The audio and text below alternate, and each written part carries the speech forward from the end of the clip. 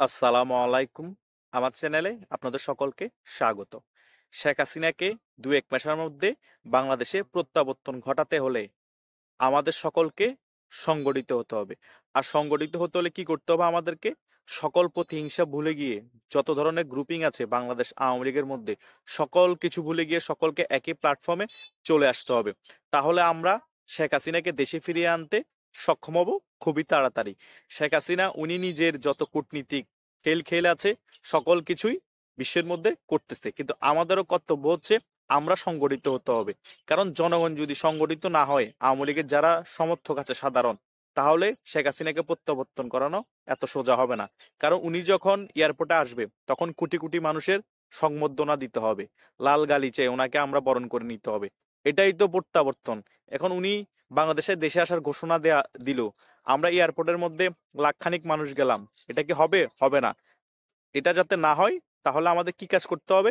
সকলকে সংগঠিত হয়ে একত্রিত হয়ে কারোর সাথে যোগাযোগ না থাকলেও হোয়াটসঅ্যাপ, টেলিগ্রাম, মেসেঞ্জার যে যেখান থেকে যে যেভাবে পারি সকলে যোগাযোগ করতে হবে। যারা আমরা বিদেশে আছি সকলে একে অপরের সাথে যোগাযোগ করতে হবে। যারা মুক্তিযুদ্ধের সপক্ষে শক্তি আছি, কেউ ড্রাইভারি করে, কেউ চাকরি করে, কেউ ব্যবসা করে, অনেক ধরনের অনেক সাংস্কৃতিক অনেক ধর্মের লোক আছে আওয়ামী লীগকে ভালোবাসে, মুক্তিযুদ্ধের সপক্ষে শক্তি। সকলে একত্রিত হয়ে আমরা এই যুদ্ধে ঝাঁপিয়ে পড়তে হবে। তাহলে শেখ হাসিনা খুবই শীঘ্রই বাংলাদেশে প্রত্যাবর্তন হতে পারবে এবং আমরা ওনাকে বিশাল বড় একটি সংবর্ধনা দিতে পারবো এয়ারপোর্টের মধ্যে। এখন উনি কূটনীতিকভাবে সকল কিছু গুছিয়ে নিল, আমরা সংগঠিত নাই, জনগণ আমাদের সাথে নাই, তাহলে কি হবে? হবে না। তাহলে শুধু স্বপ্নই দেখতে পারবো। আমরা স্বপ্নকে যাতে বাস্তবায়ন করতে পারি এবং রিয়েলিটিতে যাতে আমরা সেটা প্রতিফলন ঘটাতে পারি, সারা বিশ্বকে যাতে আমরা তাক লাগিয়ে দিতে পারি যে শেখ হাসিনার জনপ্রিয়তা ৭-৮ মাস ১০ মাসের মধ্যে কি পরিমাণ হয়েছে এবং শেখ হাসিনাকে রিসিভ করার জন্য সংবর্ধনা দেওয়ার জন্য কোটি কোটি মানুষ এয়ারপোর্টে এসেছে এবং ভালোবাসা দিয়ে শেখ হাসিনাকে ভরে দিয়েছে এবং শেখ হাসিনার অকল্পনীয় প্রত্যাবর্তন হয়েছে বাংলাদেশের মধ্যে। এটাই হবে শেখ হাসিনার পাওয়ার, বঙ্গবন্ধুর কন্যার পাওয়ার। তাহলে না বাংলাদেশ আওয়ামী লীগ কি জিনিস সকলে বুঝতে পারবে। এখন আমরা শুধু ফেসবুকে অ্যাক্টিভ থাকবো, সংগঠিত হওয়ার জন্য কোনো কাজ করব না, তাহলে হবে না। লুকিয়ে লুকিয়ে থাকবো, নেতারা বিদেশে বসে থাকবে, কর্মীদের খবর নিবে না, তাহলে হবে না। সকলে একই সাথে এট এ টাইম একই কাজ করতে হবে। রাজপথে নামলে একসাথে নামতে হবে, গ্রুপে কথা বললে একসাথে বলতে হবে। বিদেশেও যারা সংগঠিত হতে চাচ্ছেন তারাও বিদেশ থেকে সংগঠিত হয়ে দেশে আসতে হবে এবং যারা আসতে পারবে না তারা বিদেশে সকল ধরনের অনলাইনে অ্যাক্টিভিটিস চালিয়ে যেতে হবে। তাহলে শেখ হাসিনা দেশে ফিরে আসার সময়ের ব্যাপার মাত্র।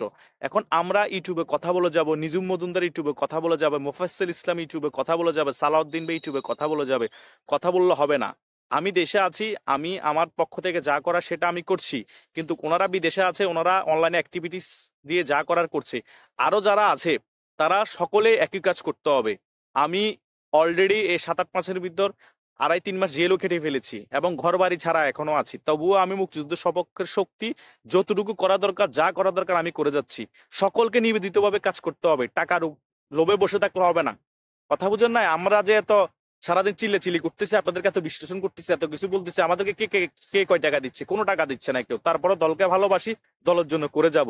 কথা বুঝেন নাই? আপনারা যদি টাকার আশায় বসে থাকেন, জেল জুলুমের ভয় করেন, তাহলে তো আওয়ামী লীগকে আপনারা প্রতিষ্ঠা করতে পারবেন না। আবার শেখ হাসিনাকে দেশে প্রত্যাবর্তন করাতে পারবেন না। শুধু শুনবেন কিন্তু বাস্তবে প্রতিফলন ঘটাতে পারবেন না।